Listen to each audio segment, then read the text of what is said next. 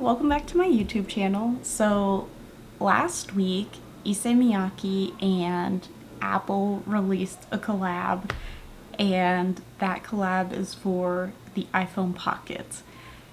And when I saw this, I was like, I think I could make that. Looking at it, it definitely has a more complex knit than what I am going to do. But I was thinking I could just use the Woobles yarn so that it kind of has like the bright color and a little bit of that like cushiony feel to it. But then I'm also just gonna do it as a rib knit. So it's kind of gonna be more like a combination of the old iPhone Pockets and the Issey Miyake collab. To do this, I am actually going to do a couple different methods because I want it to have as few seams as possible. So I'm going to work it from the bottom to the top. And the first thing I'm going to do is a Tunisian cast on, which I've learned through my sock knitting that I've been doing a lot lately. And I don't think the Tunisian cast on is actually like the proper way to do this since I am doing a 1x1 rib with it. But I think that it will get me close enough. Working from the bottom up, I'm going to do 1x1 rib, and then halfway through I'm going to split so that I have a hole going up the middle, and then once I feel like the hole going up the middle is long enough, I'll connect it back together and keep going. And then I'm going to do a little modified Kitchener stitch. I've looked up some different tutorials on how to graft 1x1 ribs together that is similar to Kitchener, so I'm going to try that as well. So it's gonna be like a long sock that is 1x1 ribbed, and I'm gonna make it to fit my iPhone. I've already worked up a couple little swatches, so I'm gonna use these 4.5mm needles, which is a US 7. Here we go. I am casting on 15 stitches, doing my Turkish cast on. I don't know why I kept saying Tunisian. I assume I probably was just thinking about Tunisian crochet or something. Anyway, so I'm doing a Turkish cast on, and then I just went ahead and went in with my knit purl ribbing off of that. I think there's a neater way to do this than the Turkish cast on, but I was just trying to make it as easy as I can on myself. I finished the first side, and this is me doing the second side of the cast on. I just dropped a stitch. And this is me realizing that I actually don't know how to pick up a stitch from that. So I'm gonna go ahead and take this all apart. At least it happened at the beginning, but I'll take it all apart. And here it is, me casting on once again. I like how the Turkish cast on just kind of looks like nonsense. But anyway, so a few rows later, and that's what the bottom of my project looks like. You can see there's little crosses almost where the Tunisian cast on happened. It looks so much neater when you're just doing stockinette off of it. I worked my 1x1 rib for 6 3/4 inches approximately, just until it was long enough to fully cover my phone.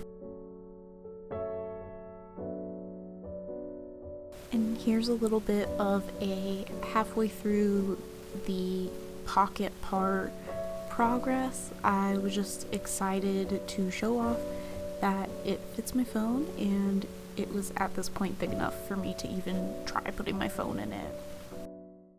Hey!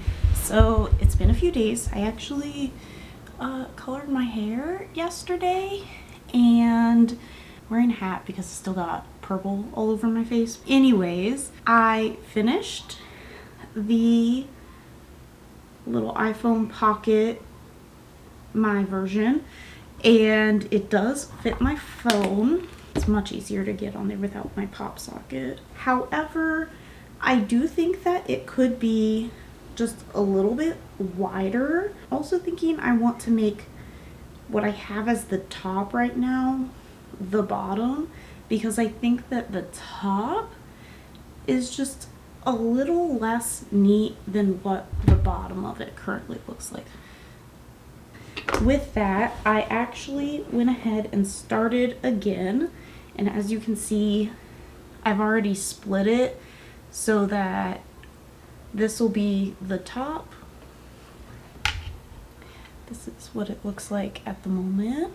And I also think I do want it to be a little bit longer. This hole is functional and it's a good size how it is right now, but I think that if it was just a little bit longer, it will be better. I also did look at the measurements on the Apple website, and this one is a bit shorter than the Apple official one. I think the official collaboration one is closer to 15, almost 16 inches, and this one's like 14 and a half. So I think if I just add that extra length here in the middle, then that should be good. Yeah, so I'm gonna keep working on that. Something I did not mention yet is that when I split, I was actually casting off the stitch in the very center. I figured that casting off a center stitch would help make the hole look just a little bit better, but then also because I had an uneven number of stitches, that's how I was able to make sure I started and ended on a knit. For my second version, I casted on 34 stitches total, which would be 17 on either side. Then when I was splitting for the hole, I had 8 stitches on either side of the hole and casted off the very middle stitch. Then I went ahead and just worked either side flat. For the top little bit, I did a little over an inch, and then for the whole area, I knit until there was about 9 inches of a hole.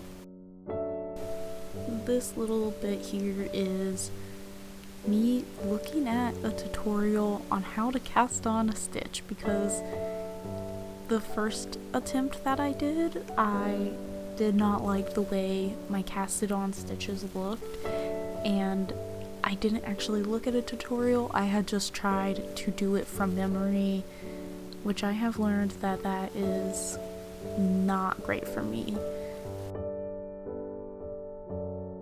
So let's see how long it takes me to get this.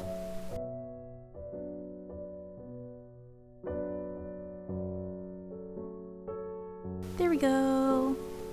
And now I can just continue working in the round. So I took a break for a few hours and then came back to this. Sunflower obviously had to come help, but I just continued working in the round till it was long enough to cover my phone, which was about 7 inches.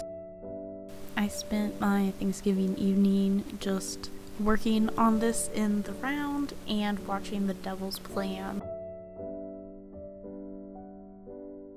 Once my pocket was long enough to fully cover my phone, I counted up all the stitches. This took me quite a bit because I kept messing things up, but I just wanted to make sure that everything was even all around.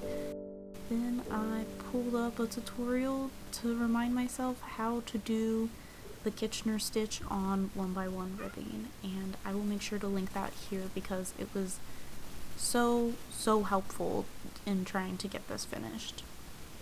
So I was able to finish my iPhone pocket. I think that this one did turn out much better.